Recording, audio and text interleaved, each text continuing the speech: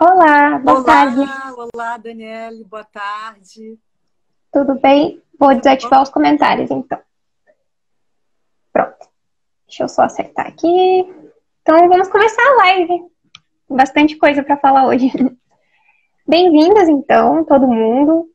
Essa é mais uma live do Lápis, né? Laboratório de História Pública da Universidade Federal de Santa Catarina. E essa entrevista, como eu já comentei anteriormente, ela vai encerrar essa temporada de transmissões ao vivo. Durante a pandemia, desde o mês de maio, a gente tem feito lives semanais e foram 19 ao total. Nas plataformas do Instagram e também no YouTube, o nosso objetivo foi trazer temas históricos que fossem de interesse público. E desde já eu agradeço a todos e a todas que nos acompanharam nessa temporada. Eu me chamo Daniele Dornelles, sou estudante do mestrado do Programa de Pós-Graduação em História Global da Universidade Federal de Santa Catarina.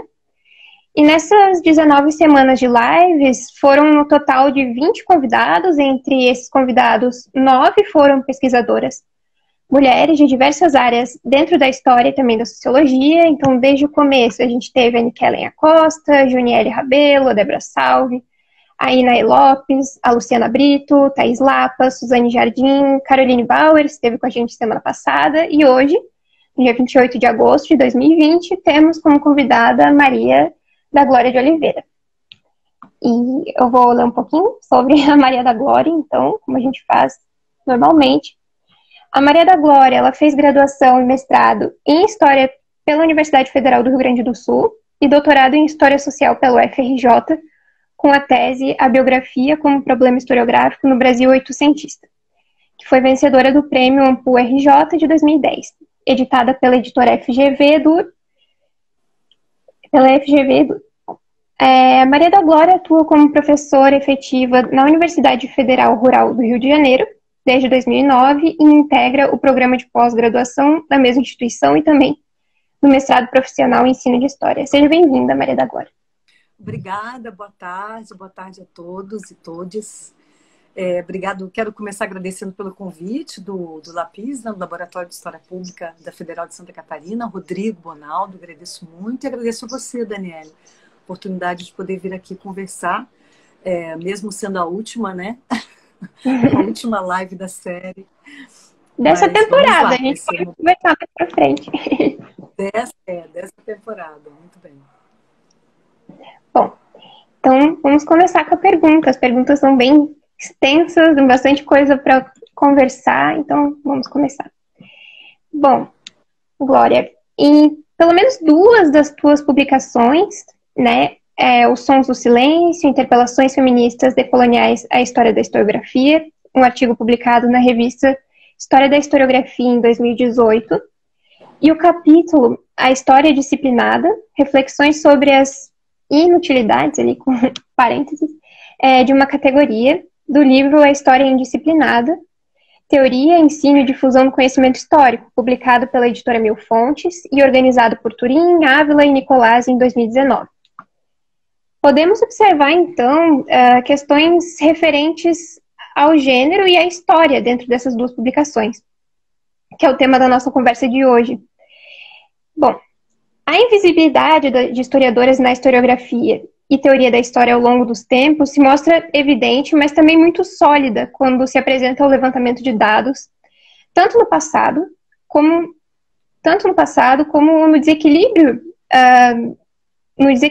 atual do gênero nos últimos 10 anos em publicações acadêmicas, por exemplo, na revista História da Historiografia, que é esse um dado que você apresenta em uma das publicações.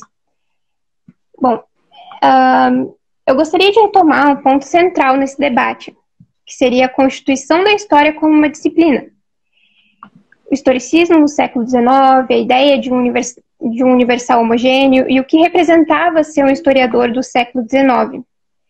Então, para a gente começar, eu gostaria que você comentasse sobre essas noções e como e se elas nos afetam atualmente. Muito bem. Bom, como você mencionou aí na sua questão, né, Daniele, obrigado pela questão, uma questão bastante densa e ampla, mas como você mencionou, eu faço questão de frisar, né, a minha reflexão toda é construída a partir do lugar da minha pesquisa, né? Eu sou uma pesquisadora da área de teoria da história, história da historiografia. Então, a minha reflexão sobre relação entre gênero e teoria da história se dá exatamente a partir das minhas reflexões sobre história da historiografia e, como você bem citou na sua questão, no sentido de pensar um pouco também a própria história da disciplina, né? Então, de uma forma mais ampla, quer dizer, eu acho que a sua questão leva a dois aspectos que eu queria também deixar separados aqui, né? Queria destacar. O primeiro aspecto, evidentemente, diz respeito à própria história da disciplina na sua longa duração. Quer dizer, a história não foi disciplina desde sempre, né? Então, a gente tem que considerar que nessa longa duração de uma história que nasce com uma narrativa, um gênero narrativo literário, e aí vai se constituir como disciplina no século XIX, final do XVIII, século XIX, né? Evidentemente que esse processo ele está dentro de uma dinâmica mais ampla do social, que é marcada por fortes condicionamentos, né? Então, a gente não pode imaginar que uma determinada área disciplinar ela não esteja imune, né? Ou não esteja condicionada, né? Por esses condicionantes mais amplos, sociais, enfim, tá? Então, esse é um primeiro aspecto. O segundo aspecto é o quanto a história, na medida em que ela se constrói e se afirma a partir de uma pretensão de universalização desse código de representação do passado, que é a história, né? Que ela se constitui um control. Essa pretensão, ela se coloca como uma pretensão universal, as coisas começam a se complicar, né? Porque aí nós temos, então, um processo e uma dinâmica, né, em que essa pretensão de universalidade ela vai se sobrepor, né, às possibilidades de nós localizarmos as desigualdades, os sujeitos outros, né, as experiências outras, porque a história passa, de fato, a ser esse grande código, né, de representação do passado, para usar a expressão do Sanjay Seth, né, que é um historiador indiano que usa essa expressão, né? E aí a gente começa a se perguntar, bom, a história na verdade, é um código que nasce localizado, é um código de representação europeu, né? Com pretensão de representação de passados outros, né? E as coisas começam a se complicar exatamente a partir daí, a partir dessa grande pretensão. Nesse sentido, eu acho que aqui a gente tem muitas referências, viu, Daniele, para usar, para a gente pensar um pouco essa relação entre esses sujeitos outros, né? E aqui especificamente as mulheres, e vamos tomar cuidado para a gente não confundir gênero e mulheres, são coisas diferentes, né? Pensar sempre a categoria de gênero como uma categoria relacional. Mas no caso específico, né, se a gente pensar, por exemplo, com a Gerda Lerner, que é uma autora que foi recentemente traduzida aqui, demorou muito para ser traduzida, né? Um livro, A Criação do Patriarcado.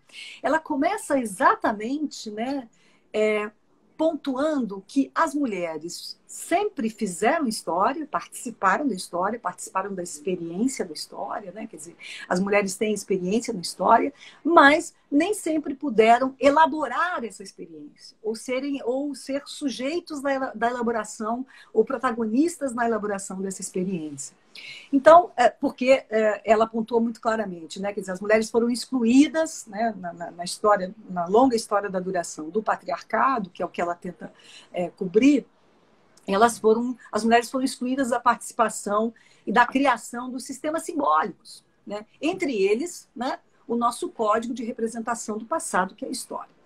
Então, eu acho que a partir daí, a gente começa um pouco a perceber essa tensão entre sujeitos que possuem uma dada experiência da história, mas que vão ter somente há bem pouco tempo, né? Nós vamos ter a possibilidade de elaborar essa experiência, né? Enquanto autoras e protagonistas dessa elaboração.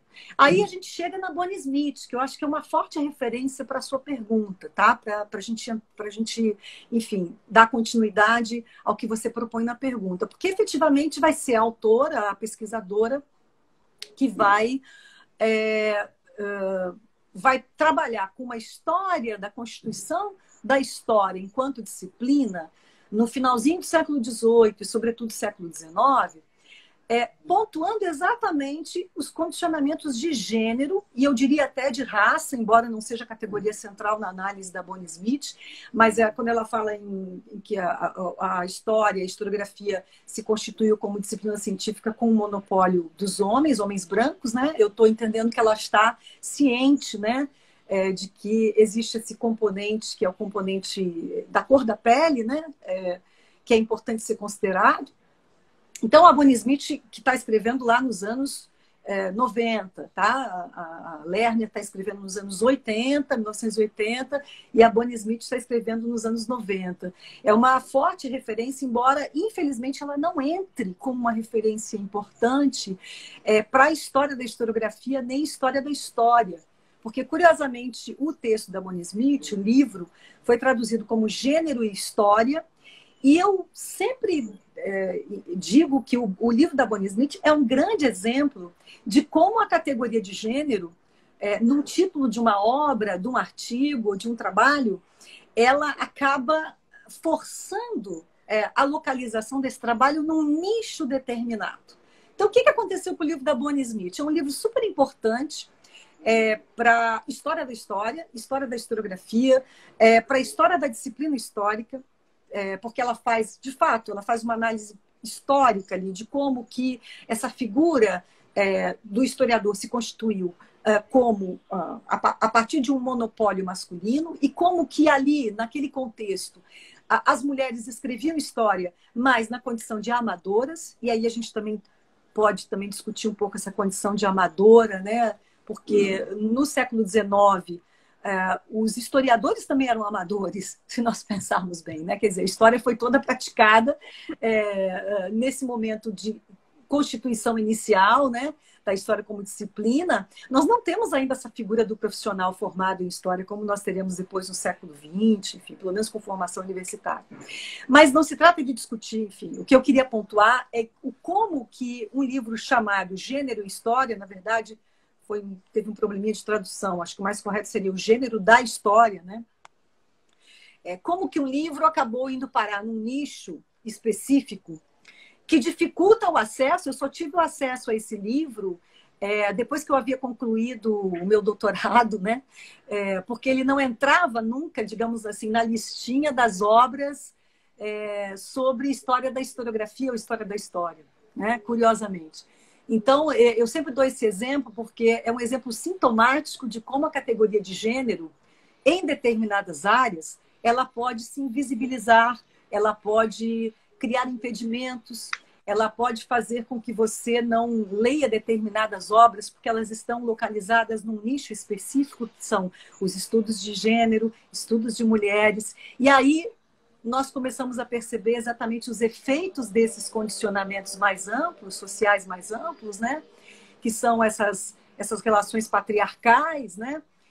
Que vão, em grande parte, determinar mesmo, né? Estruturalmente, que o nosso conhecimento ele também sofra com esses nichos, com essas divisões em caixinhas, né? Específicas. Então, quem estuda a teoria da história não se preocupa com gênero. Quem vai se preocupar com gênero é quem faz história das mulheres, né? Então, a gente acaba, de uma certa forma, perdendo, né, uma perspectiva de análise valiosa que, por exemplo, a categoria de gênero pode nos dar, pode nos oferecer.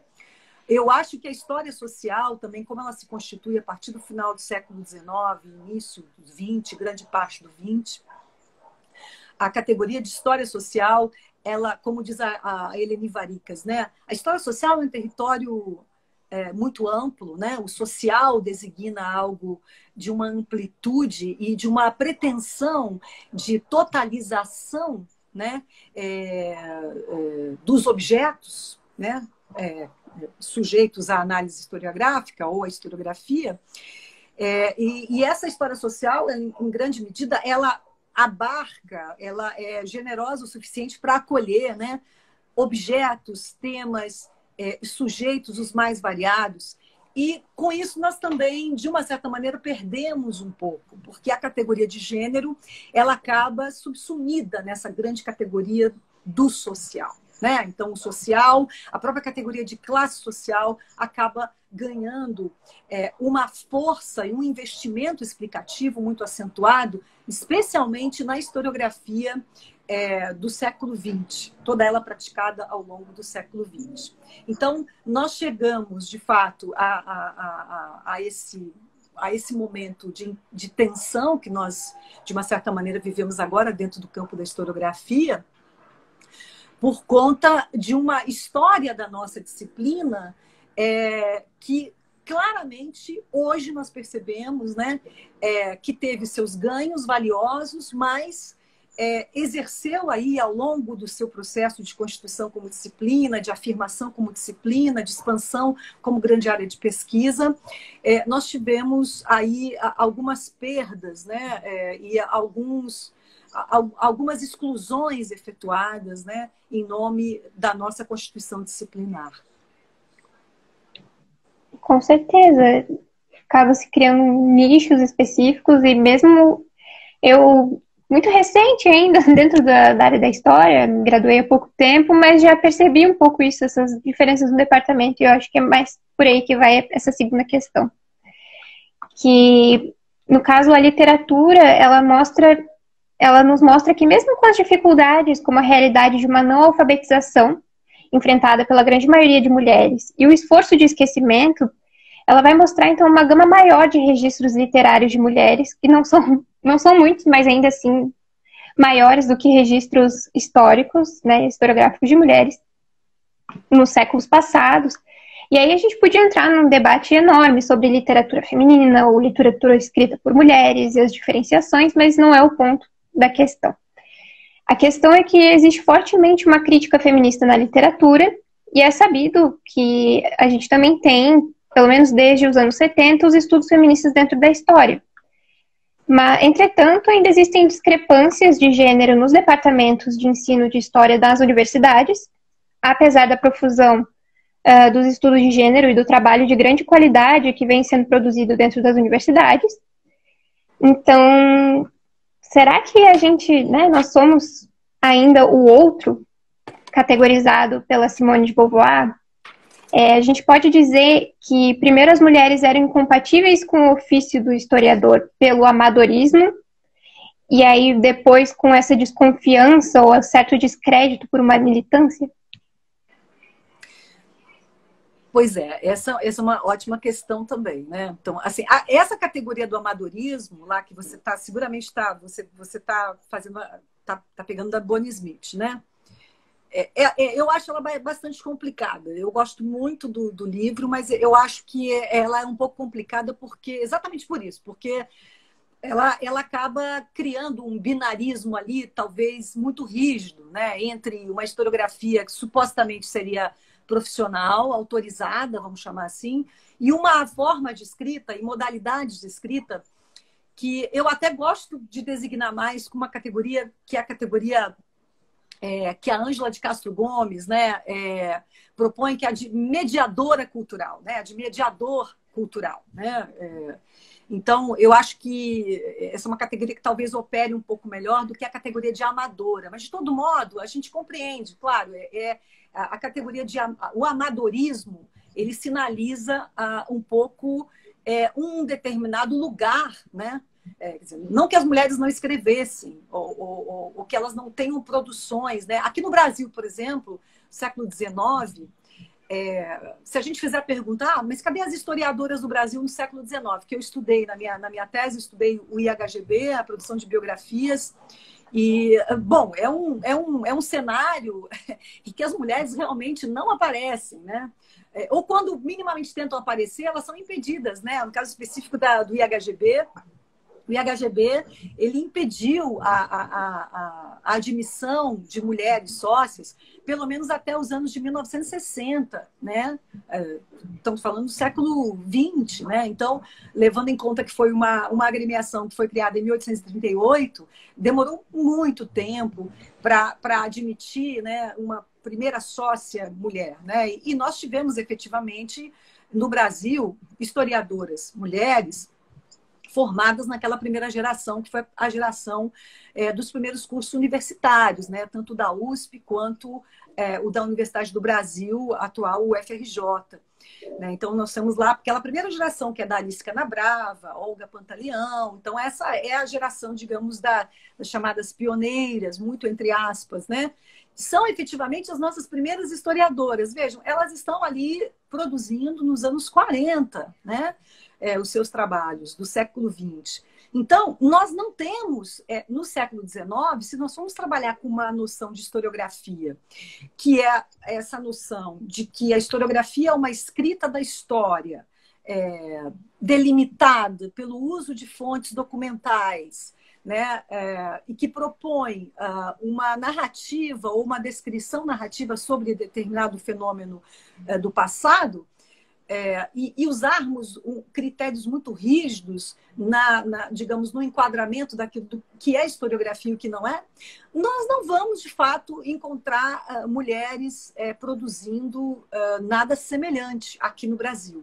Agora, se nós abrirmos a categoria de historiografia e se nós trabalharmos uma perspectiva mais ampla de pensarmos textos, digamos assim, literários, ou pensarmos escritas possíveis, né, que tematizem a história, ou o passado, ou a experiência do tempo, aí nós conseguimos incluir escritoras, poetisas, né, e outras autoras que estão produzindo nesse momento. O exemplo, por exemplo, da Inês Sabino, que é uma autora de biografias, né, do finalzinho do século XIX no Brasil.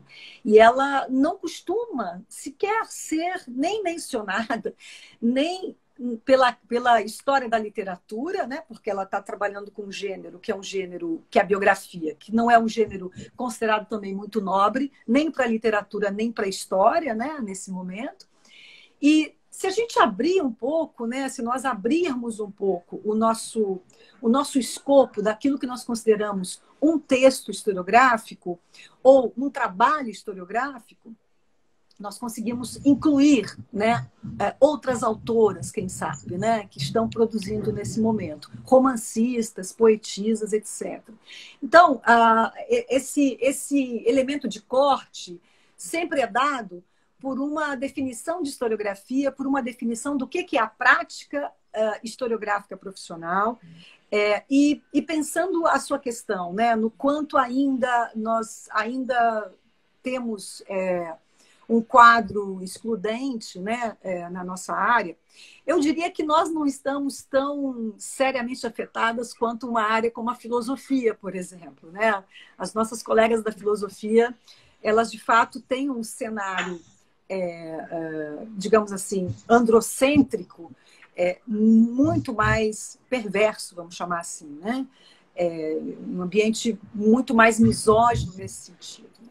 E é curioso nós pensarmos que isso, de uma certa maneira, reflete um pouco uma divisão social do trabalho intelectual, né? Porque a gente pensa a divisão do trabalho de uma maneira geral e a gente esquece que o trabalho intelectual, ele também ele padece de uma certa divisão.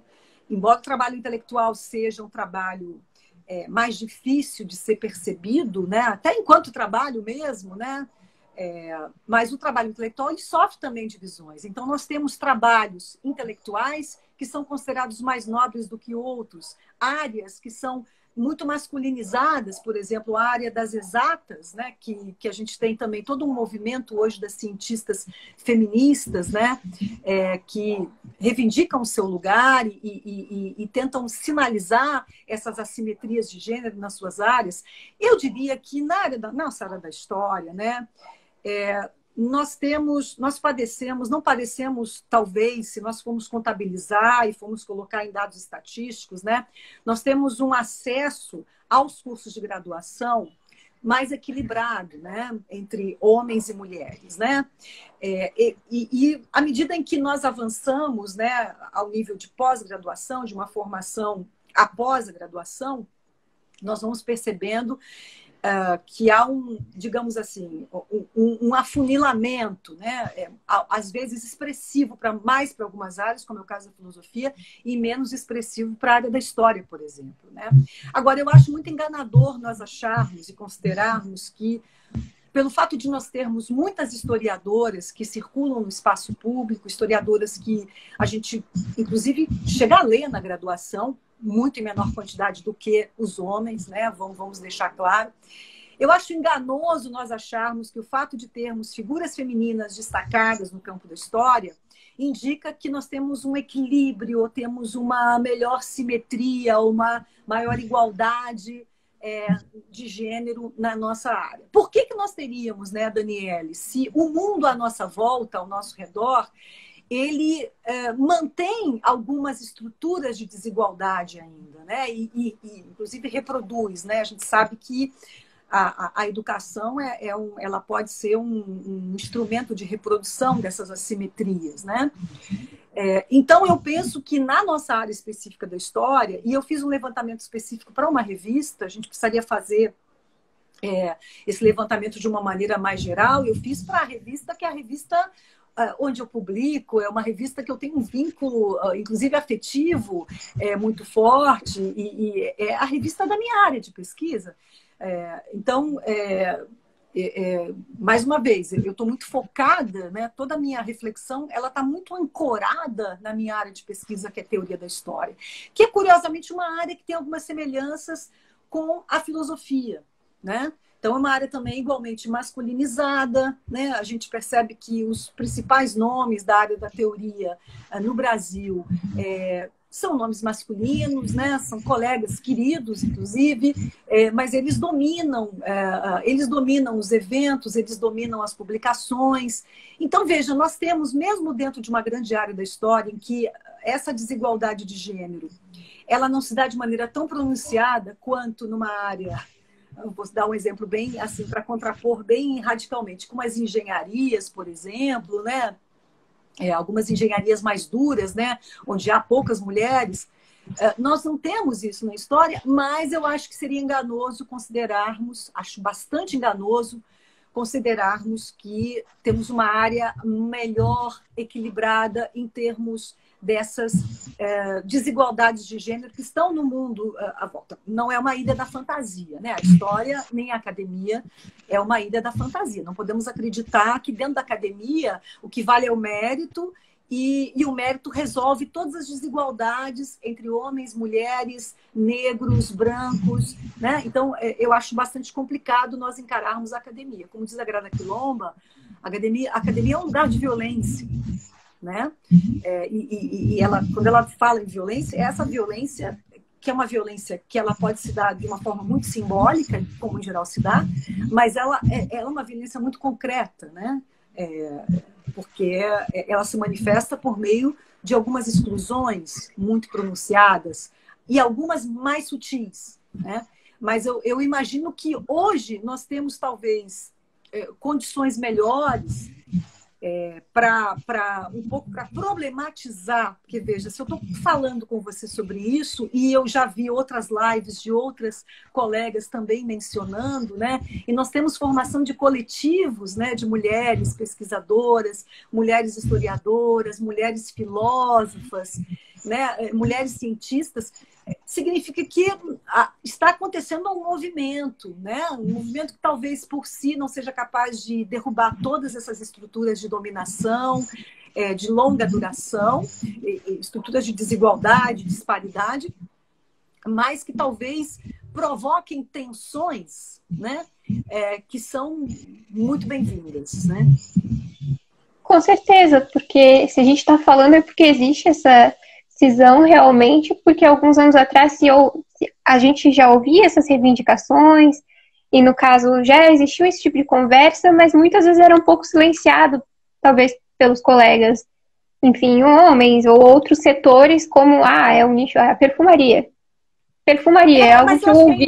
Ainda há uma coisa nesse sentido, assim, eu já ouvi observações e eu acho que também todo um debate que está acontecendo hoje, que está muito concentrado em torno da discussão do lugar de fala uma certa denúncia das políticas identitárias, do identitarismo, etc., ele é muito revelador de uma certa resistência que ainda nós identificamos no mundo acadêmico, né? A perceber que o mundo acadêmico hoje é povoado por outros sujeitos, né? As universidades estão povoadas por outro perfil de aluno, né? Então, muitas vezes a gente não se dá conta de que mesmo pessoas que estão formadas há pouco tempo, que fizeram seus doutorados há pouco tempo e completaram sua formação, por exemplo, no início dos anos 2000, muitas vezes não se dão conta que entre os anos 2000, início dos anos 2000 até 2010, quer dizer, uma década ou mais 2 décadas, né? A universidade pública mudou muito, mudou demais. E eu acho que essa pressão e essa tensão que o perfil de aluno, o novo perfil de alunos das universidades públicas está fazendo na academia é a melhor coisa que poderia estar acontecendo nesse momento. É uma tensão desconfortável? É muito desconfortável, né? E ela vai, de uma certa forma, ser interpretada como militância, militância das alunas feministas, militância dos alunos negros, né? Quer dizer, a palavra militância, ela sempre ronda o nosso ambiente acadêmico num sentido muito pejorativo, porque também quando a história se constitui como disciplina, ela sacrifica no altar da ciência o comprometimento político, a luta política, né? Foi um elemento fundamental, né, para a constituição da história como disciplina, ela sacrificar, né, esse seu componente ético, de uma certa maneira, né, vamos chamar assim, que era o comprometimento ético-político, né, diante do espaço público, para que ela se lançasse com credenciais daquilo que então era compreendido como ciência no século XIX, final do século XIX e início do XX. Né? Então, hoje nós estamos colhendo um pouco o preço desse sacrifício, do sacrifício do político, dessa dimensão política do nosso trabalho, da despolitização que a historiografia toda sofreu e que hoje ela é cobrada pelos novos sujeitos que querem ser autores, né? E querem ser protagonistas, não apenas protagonistas, objetos, mas querem ser autores dessa historiografia. Basicamente, eu acho que essa é a grande tensão que nós vivemos nesse momento. Com certeza, e dentro dessa tensão, como você já mencionou, existem vários grupos de mulheres que estão se organizando dentro das suas áreas. Então, a terceira pergunta vai nesse sentido, de que durante a pandemia a gente percebeu várias iniciativas de compartilhamento, troca, difusão de saberes na área da história, não só da história, mas em várias outras áreas das ciências humanas, e uma delas foi a Humanas Pesquisadoras em Rede, e nesse sentido vai em encontro à questão anterior também. Então, se tu puder comentar conosco sobre a criação dessa rede, qual a proposta, seria bem bacana. É uma delícia falar do Humanas, né? Para mim é um motivo assim de alegria. Foi, digamos assim, foi das coisas boas que a pandemia trouxe. A gente costuma dizer, né? Porque as condições para que mulheres de diferentes regiões, né, do Brasil, né?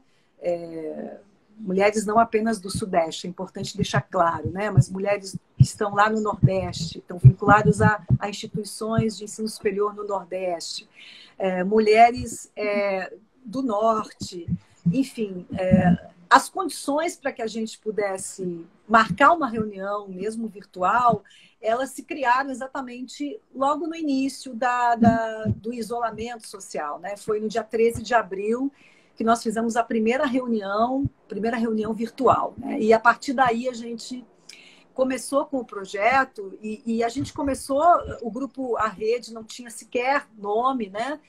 Havia só um desejo de nos reunirmos e conversarmos sobre as nossas experiências, né? As nossas experiências enquanto pesquisadoras. E a proposta imediatamente assumiu digamos, essa dimensão de ser uma rede, né, de ser uma rede de acolhimento de pesquisadoras da grande área das humanidades, e não apenas um grupo de historiadoras de uma área específica. Embora lá bem no início, né, as historiadoras da área de teoria da história fossem mais predominantes, né, no grupo, né? O grupo começou assim, na verdade, né, por conta dos nossos contatos em eventos e de uma demanda por nós conversarmos sobre essas assimetrias que nós vivíamos na nossa área. Mas o grupo hoje está com mais de 60 pesquisadoras, né, vinculadas à rede, e nós temos um trabalho bacana que pode ser, temos produção de conteúdo que pode ser, está disponibilizado no site, que é humanasrede.com, né? Deixo o convite para todo mundo visitar o site. E lá nós temos textos, temos a aba com os podcasts. Hoje estamos já no 10º podcast, estamos disponibilizando um podcast hoje que eu pessoalmente acho que ficou excelente, sobre mulheres conservadoras, que é algo que eu acho que é importante também estudar, com a Janaína e com a Ana Marília e com a Luísa, né? Então, eu acho que o trabalho do Humanas, ele, antes de mais nada, viu, Daniele, a própria criação da rede tem mais a ver com uma rede de proteção, né? Do que propriamente com essa ideia de uma rede de produtividade acadêmica, né? Porque a palavra rede hoje ela se disseminou e ela, inclusive, ela é uma palavra que se mistura muito com o ideal de produtividade acadêmica, que eu acho bastante questionável, mas, enfim, não tenho nada contra a formação de redes de produção de pesquisa, mas a nossa ideia de rede, ela vem de um sentido da palavra rede de acolhimento. Rede é aquele lugar que a gente, né, descansa, né, usa para descansar, né? Então, um pouco a tentativa de nós construirmos um grupo, construirmos um coletivo em que nós fiquemos o tempo inteiro buscando relações menos competitivas de trabalho, né? Porque isso o mundo acadêmico já nos dá aí de sobra. Talvez investir na construção de relações de aliança. E veja, eu estou falando a palavra construir, que denota que não é algo muito fácil da gente fazer no momento como que a gente está vivendo, né? Em que você tem uma racionalidade neoliberal que domina todas as instâncias da sua existência, inclusive essa instância da produção acadêmica, das nossas relações acadêmicas.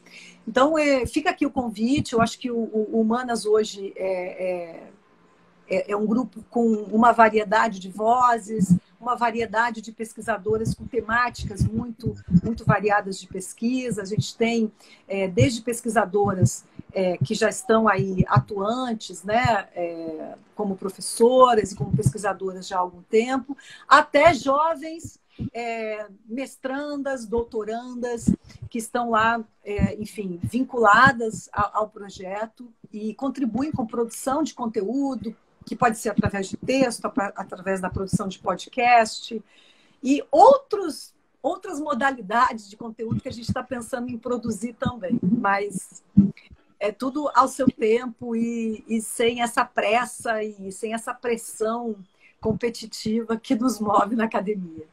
Sim. Ai, maravilha. Eu acompanho já desde o começo. Eu achei muito, muito legal mesmo. E fica o convite para quem está assistindo. Depois a gente divulga melhor aqui no Lápis também. E olha só, a gente está tendo bastante tempo ainda de conversar. Estou feliz, que eu pensei que a gente ia extrapolar o tempo, mas a gente está no caminho para a última pergunta, que também é bastante extensa, mas vai dar um tempo bem tranquilo para responder e tudo mais. Então, a próxima pergunta e última também, ela vai ser... vai se falar sobre, então, que dentro dos estudos de gênero e da história, já existe há algum tempo um debate sobre a temporalização do feminismo. E alguns exemplos pontuais que eu trouxe aqui seriam, então, o artigo Contando Histórias Feministas, da Claire Hemmings, que foi publicado aqui na REF, aqui na UFSC, mesmo em 2009. E, mais recentemente, a Victoria Brown, em seu livro Feminism, Time and Nonlinear History, onde ela vai fazer a crítica ao modelo de análise das ondas feministas. Ela argumenta, então, que esse modelo ele corre o risco de silenciar alguns sujeitos, compondo sequências lineares e progressivas de ondas históricas.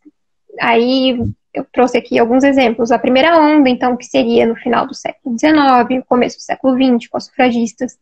Segunda onda, entre as décadas de 60 e 80, com o mote "o privado é político". E aí, então, uma terceira onda do feminismo da diferença, tendo início, teoricamente, entre as décadas de 80 e 90. Esse seria um modelo de ondas mais básico, assim, resumido, que a gente encontra em muitos estudos. Mas será mesmo que não haviam interseccionalidades entre esses estágios? Como, por exemplo, a presença de sufragistas e feministas de segunda onda que fossem africanas, afrodescendentes, latinas ou indígenas, inseridas nesses movimentos antes da chamada terceira onda, que por essa coisa de colocar em caixinhas, né, sequência, e até tem um episódio do podcast da Humanas que é sobre isso, que eu estava ouvindo. Exato.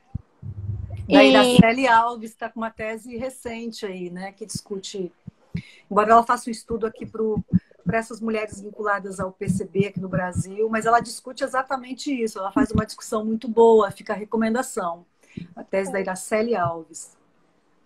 Então, como que você pretende trabalhar com esse problema da não simultaneidade, tendo em vista as demandas decoloniais?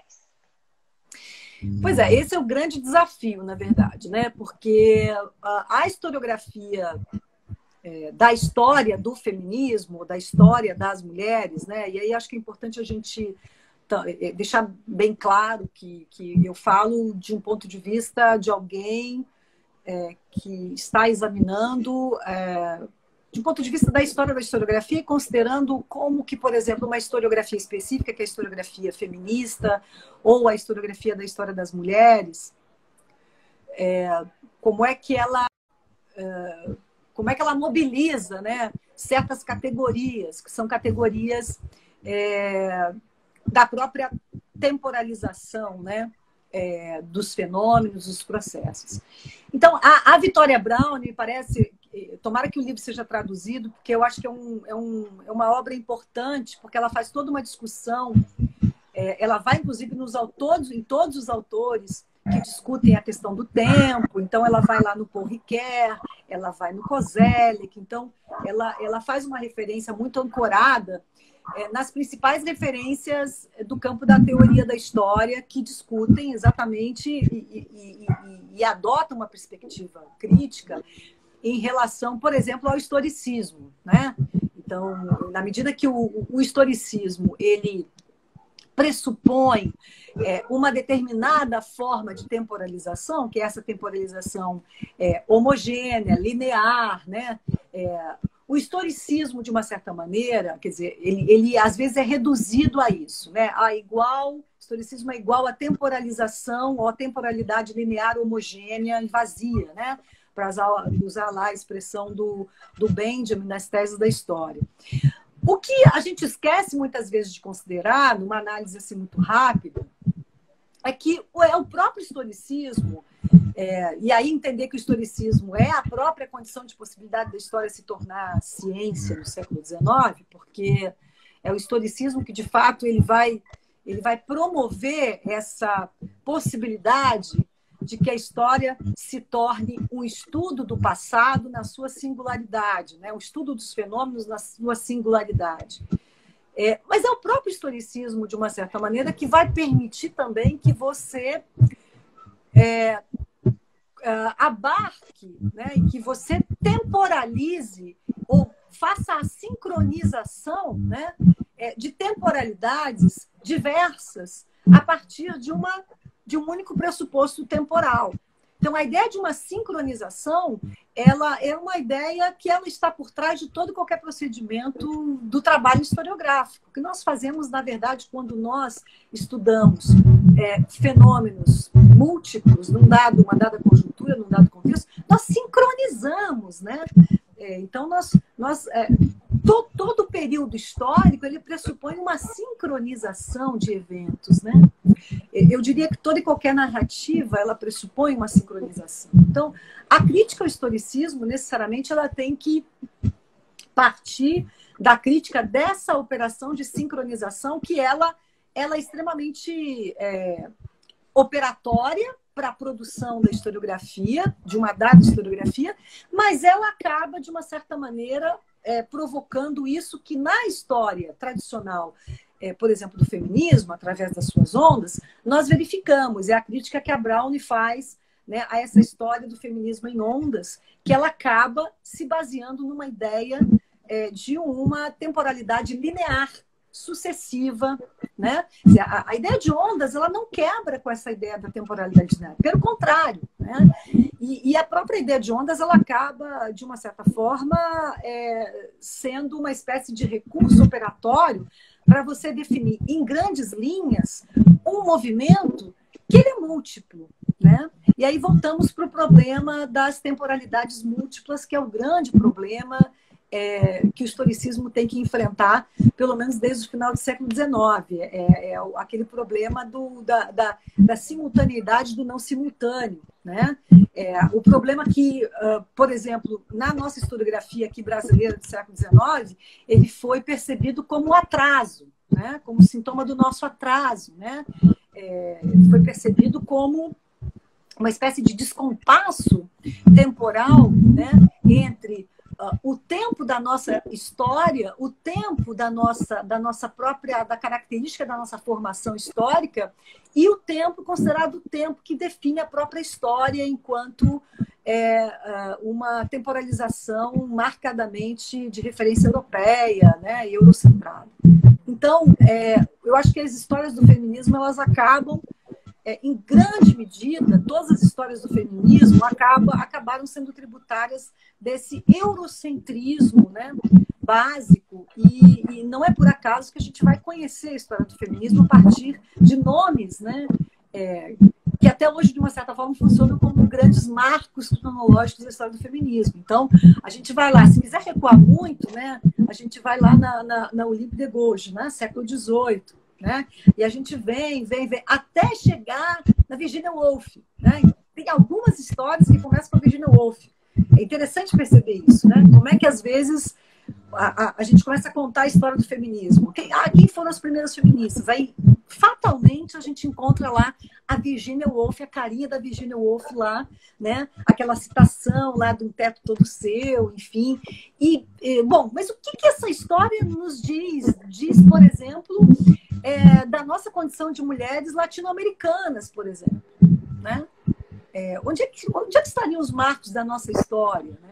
Então, a gente vai ter, graças ao próprio feminismo negro, né, o feminismo das diferenças, lá nos anos 80, né, nos Estados Unidos, que é quando a gente começa, de fato, a ter uma perspectiva de um feminismo que vai fazer a crítica, né, a essa tradição de um feminismo branco, burguês, europeu, né, e que vai ter um impacto, evidentemente, né, na própria maneira de nós narrarmos a história do feminismo.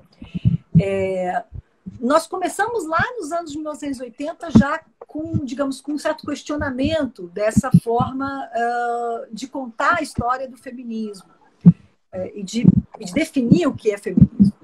Eu dou um grande salto para hoje, por exemplo, né? Nós temos uma feminista boliviana chamada Julieta Paredes, que você já deve ter ouvido falar, né? Que defende o feminismo comunitário, né? Mas o que eu acho bem interessante no argumento da Julieta Paredes, que é uma boliviana, é o quanto ela tenta, de uma certa forma, recuperar um ativismo de mulheres muito anterior na história da América, anterior, né, à própria modernidade, digamos assim, europeia, os próprios movimentos sufragistas europeus. Então, como a gente está acostumado a tomar contato com a história do feminismo como tendo esse marco inaugural no movimento sufragista, né, das mulheres brancas europeias, para nós soa um pouco estranho, né, uma perspectiva como a da Julieta Paredes ou da Oyeronke Oyevumi, né, que é uma africana que escreve um livro chamado A Invenção das Mulheres, que vai discutir muito fortemente a categoria de gênero, né? Vai pensar especificamente para uma sociedade como a sociedade iorubá, africana, que é marcada, né, por uma linhagem matriarcal muito pronunciada, né? Então a Uyevuma, ela vai um pouco discutir com essa perspectiva de autoras que atribuem a categoria de gênero e consideram que a categoria de gênero, tanto quanto a categoria de raça, né, elas vêm a reboque do projeto colonialidade/modernidade, né? E aí, para citar especificamente, acho que o debate mais direto da Uyevuma é com a Maria Lugones, por exemplo, né? Recém-falecida, tá?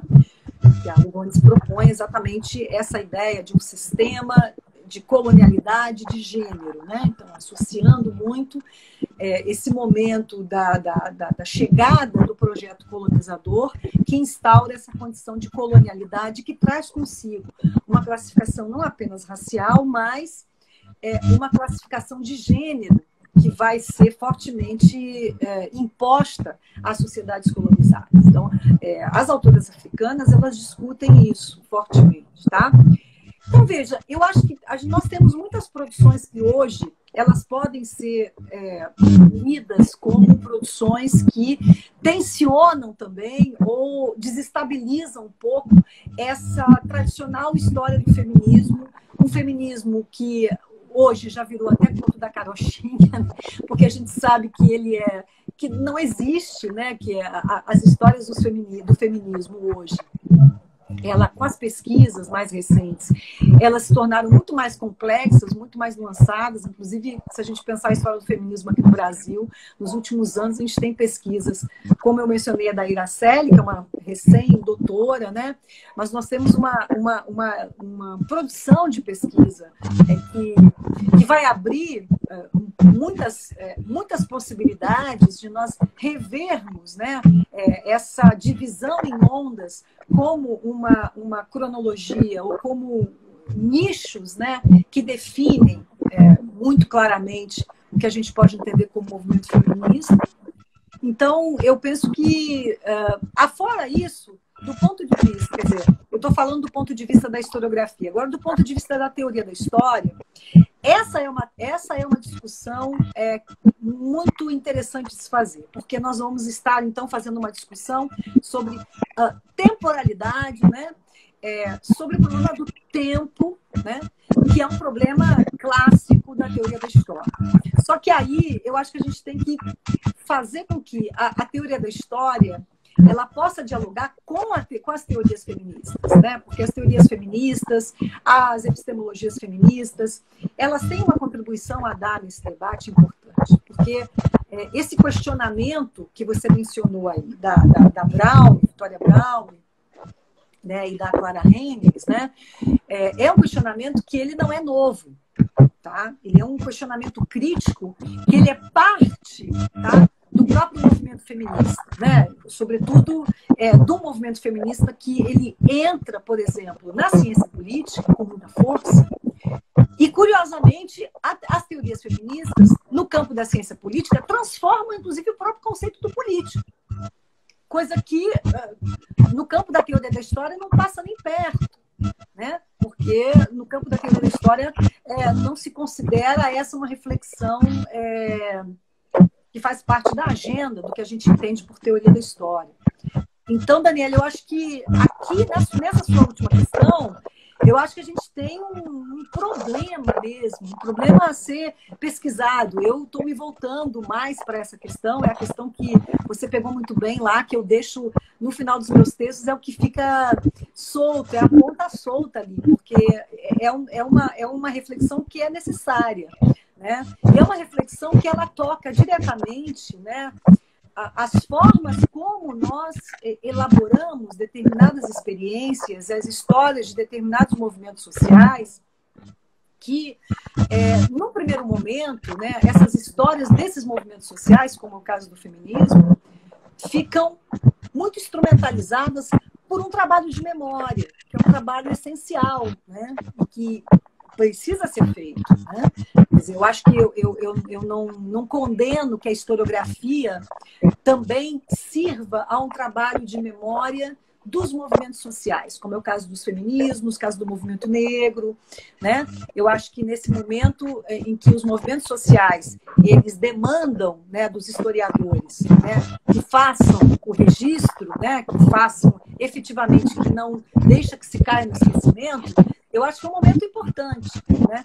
O que a gente precisa fazer, depois de um determinado momento em que a gente tem um acúmulo, né, de produção, é começar exatamente a fazer esse tipo de questionamento, que é um questionamento muito próprio da teoria da história, né? Um questionamento muito próprio da história da historiografia, que é um pouco questionar as condições, né, e quais as bases dessa historiografia, né? Qual a noção de tempo que essa historiografia mobiliza, né? E como que ela, ao mobilizar uma noção de tempo, que é o que a Victoria Brown faz, efetivamente, como ela aponta para como a historiografia feminista acaba caindo na armadilha historicista, vamos chamar assim, porque mobiliza uma categoria de temporalidade que acaba, ao fim e ao cabo, ela é linear, né? Ela acaba, de uma certa forma, esvaziando a potência do próprio objeto que ela quer, que ela pretende explicar, analisar ou compreender. Tá? Então, quando ela menciona, lá no finalzinho do livro, a Browne menciona a Morante, né? A Chandra Morante, que recentemente teve um texto traduzido aí pelas Azia Edições, né? Que a Morante, nos anos 80, falava na temporalidade da luta, que é exatamente essa temporalidade que precisa ser mobilizada, né?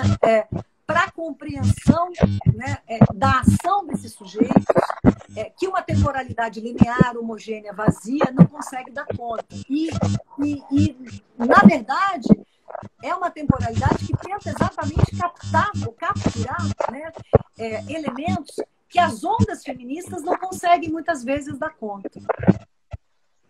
Talvez aquilo que esteja ali debaixo da onda, né? O que a crista da onda não deixou perceber, né? Sim. Perfeito. Nossa, aprendi muito na live mesmo. Que esse está sendo o meu campo de pesquisa agora. Eu trabalhei um tempo nos estudos de gênero e acabei mudando um pouco, mas não muito. Vai entrar na parte da historiografia, mas com esse viés também. Então, sim, é o melhor. Quero ler sua dissertação, hein? Vai daqui 1 ano e meio, talvez, agora que vai começar, mas sim, com certeza. Então, já tá na hora de encerrar a live. Passou super rápido. Já passou 1 hora, então, né? Minutos aí, tá? Deixa eu até conferir aqui. O gongo vai tocar. Então, agradecer em nome do Lápis. Glória, muito obrigada por ter participado com a gente. Eu que agradeço enormemente a oportunidade de conversar com você, Daniela, que eu não conhecia. Mais uma vez o Lápis, Ronaldo. Muito obrigada e estou sempre à disposição para a gente conversar, tá bom? Muito e boa obrigada. Sorte na sua pesquisa e na sua dissertação, tá bom? Obrigada mesmo. Bom, antes de finalizar a live, eu acho que não vai dar tempo, mas eu queria agradecer a todos que participaram durante esse tempo.